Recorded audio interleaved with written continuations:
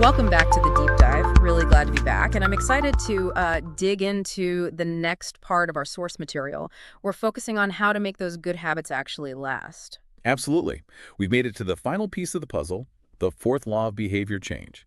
We'll be looking at chapters 15, 16, and 17 today. And this law is all about making habits satisfying, which, sounds obvious, but the way it's broken down here is really insightful. It really is. It tackles why we often prioritize immediate pleasure over long-term gain, and crucially, how we can sort of flip that to our advantage. Okay, let's dive into chapter 15 then, the cardinal rule of behavior change. Right. So the core idea here is pretty simple on the surface. Mhm. We repeat what feels good. Even a tiny bit of satisfaction tells our brain, hey, remember this, do it again. It's less about logic and more about that feeling, isn't it? Exactly. That emotional response is key.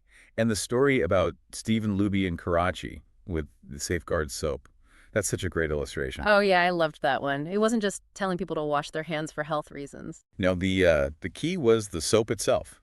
It smelled nice, it lathered well, it made the experience of washing hands more pleasant. And that little bit of satisfaction made a huge difference in public health there. People kept doing it even after the free soap was gone. It shows that immediate sensory feedback is powerful. That's why, minty toothpaste took off. Right, or Wrigley's gum. The book points out the flavor doesn't necessarily make the toothpaste clean better, or the gum, well, be more gum-like. Ah, exactly.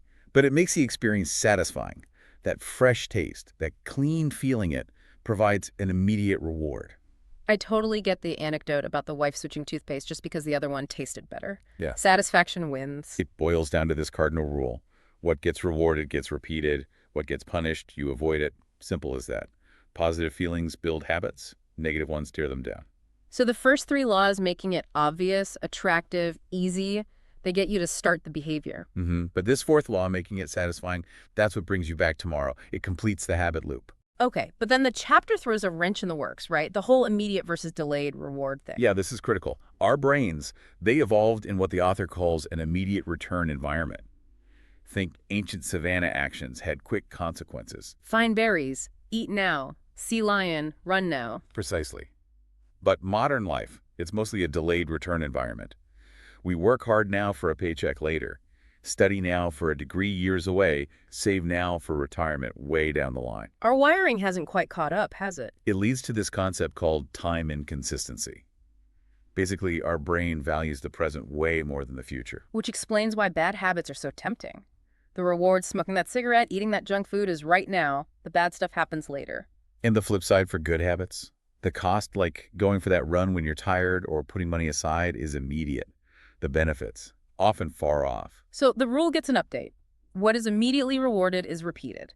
What is immediately punished is avoided. That immediacy is the key driver. Most people chase that quick hit of satisfaction. Which, interestingly, the book suggests means the path of delayed gratification is less crowded. Maybe bigger payoffs there. Often, yes. Research does link the ability to delay gratification to better outcomes. SAT scores, lower substance abuse rates, things like that. But knowing it's wise and doing it in the moment are two different things. Totally. That's the struggle. So the solution offered is, well, hack the system. Add some immediate pleasure to good habits and some immediate pain to bad ones. Make the start of the good habit feel like a win somehow. Yes. Feeling successful, even in a small way, is vital. Good habits often require an upfront sacrifice before the real rewards kick in. You need something to keep you going. And how the behavior ends matters a lot too, apparently. That's what we remember most. That's where reinforcement comes in. Using an immediate reward right after the behavior to boost the chances you'll do it again. It links back perfectly to habit stacking, which we talked about before. So like after you do your new stacked habit, you immediately give yourself that pre-planned reward. Exactly. And it works for habits of avoidance too. Trying not to buy something impulsively. Instead of just not buying it, you could say immediately transfer the money you would have spent into a savings account labeled Dream Vacation. Perfect example. It makes not doing the bad habit immediately satisfying. But one important point. Choose rewards that align with the identity you're trying to build. Right. Don't reward a healthy workout with like a massive tub of ice cream if you're trying to be a healthier person. Maybe a massage or a relaxing bath instead. Yeah, something that reinforces the goal. Eventually, the intrinsic rewards, just feeling good, seeing progress, becoming that person, take over. But short term, that immediate reinforcement is crucial. Okay, so chapter 15 really hammers home the power of immediate satisfaction. Let's move to chapter 16. How to stick with good habits every day. This feels like the practical application part. It really is. And it starts with the idea that simply seeing progress is satisfying. Visual measures are powerful. The story of Trent Dersmid. The paper clips, moving them from one jar to another for each sales call. Yeah. Such a simple, physical way to track progress. It provided that immediate visual feedback. Look what I did. And there are tons of examples, right? Hairpins, marbles, food journals, workout logs, even progress bars on computer screens. Y'all tap into that same need to see we're moving forward. Which brings us to the habit tracker. Like a calendar where you just put an X on the days you did the habit. Exactly. Super simple, but effective. Think Benjamin Franklin tracking his virtues, or Jerry Seinfeld's don't break the chain method for writing jokes. Just seeing that chain of X's grow becomes motivating in itself. You don't want to break it. Right. And habit tracking leverages multiple laws. It makes the habit obvious you have a visual record. It makes it attractive. Progress is motivating. And crucially for this discussion, it makes it satisfying. Checking off that box, marking that X, it's a small, immediate reward. Focuses you on the process, not just the distant outcome. It's interesting the author waited until now to introduce tracking. Maybe because it can feel like another habit to build. Yeah, I could see that resistance. Ugh, one more thing to do. But there are ways to make it easier. Automated, if you can. Visits, track steps, credit card statements, track spending. Or just track the most important one or two habits manually. Don't try to track everything. And record it immediately after doing the habit. Use that habit stacking plus tracking formula. After current habit, I will track my habit. Okay, but what happens when you inevitably miss a day? Because life happens. Good point. Streaks end. The key rule here is never miss twice. Ah, I like that. It allows for imperfection, but stops a downward spiral. Exactly. Missing once is an accident, maybe unavoidable. Missing twice. That's the start of a new, unwanted habit. Get back on track immediately. Even just showing up on a bad day, doing something, helps maintain the momentum and reinforces that identity, avoids the all-or-nothing trap. But there's a caution here, too, about measuring the wrong thing. Goodhart's law. When a measure becomes a target, it ceases to be a good measure. Right. Yeah. Like focusing only on hours worked instead of productive output. Or steps walked instead of overall health. Or teaching kids just to pass a test instead of actual learning. The numbers aren't always the whole story. So tracking is useful, but keep it in perspective. Look for those non-scale victories, too. Definitely. Tracking provides satisfying evidence of progress, but it's a means, not the end goal itself. Got it. Okay, final chapter for today, chapter 17. How an accountability partner can change everything. This flips the script to making bad habits unsatisfying. Yeah, it inverts the fourth law. And it starts with that really striking thought experiment from Roger Fisher about the nuclear codes. Whoa, yeah. The idea of keeping the launch codes inside a volunteer who the president would have to physically kill first. It's grim, but it powerfully illustrates how making a consequence immediate, tangible, and, well, painful changes everything. Pain is an effective teacher, as the chapter says. Immediate, costly mistakes. We learn fast. Think about it. A plumber gets bad reviews, a restaurant serves bad food, a surgeon messes up.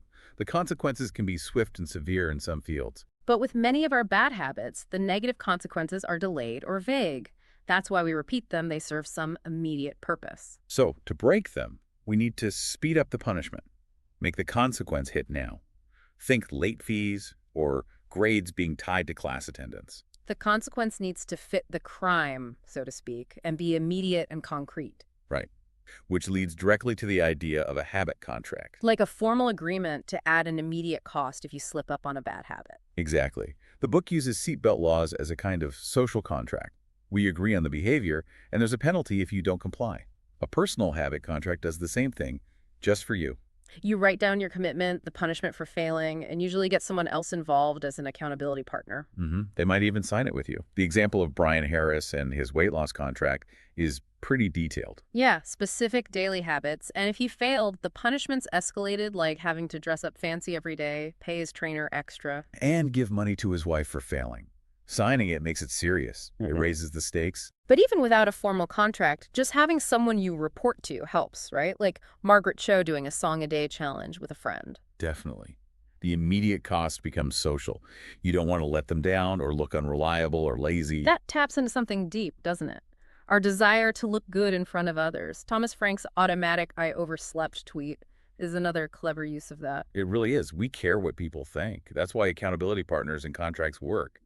They make the costs of breaking our promises immediate, public, and often, yeah, a bit painful. Okay, so summing up these 3 chapters on the fourth law, it's about harnessing satisfaction, making good habits immediately rewarding, tracking progress visually to feel that satisfaction. And flipping it for bad habits, making them immediately unsatisfying, often by adding social costs through accountability partners or contracts. It really brings the whole habit formation process together. You need all 4 laws working for you. Absolutely. It's a complete system. So, a final thought for everyone listening, based on all this. Take a moment to think about one habit you're working on right now. Maybe one you want to build or one you want to break. And ask yourself, how could you inject a bit more immediate satisfaction into the good habit, even something small? Or, for the bad habit, what's a small, immediate consequence you could introduce to make it less appealing in the moment? That's a great practical question to mull over. Fantastic. Well, thank you for joining us for this deep dive. Next time, we'll be moving into advanced tactics, how to go from just having good habits to being truly great. Looking forward to it. There's still more ground to cover on mastering those habits. Definitely. So stay tuned for that next exploration. We'll catch you on the